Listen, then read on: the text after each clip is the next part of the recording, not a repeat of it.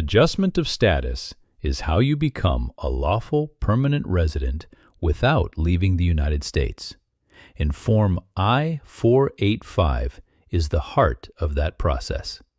Let me walk you through it step by step. First, confirm you're eligible.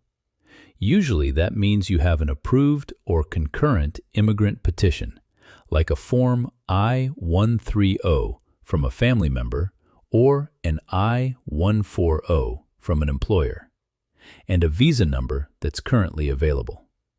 Second, gather your documents. You'll need your birth certificate, passport, proof of lawful entry, 2 passport photos, and the filing fee. Third, complete Form I-485 itself. Be accurate with your biographical information, your immigration history, and your address. Mistakes here cause delays. Fourth, attach supporting forms. Many applicants file the I-765 for a work permit and the I-131 for travel authorization at the same time, and they're free when filed together with the I-485.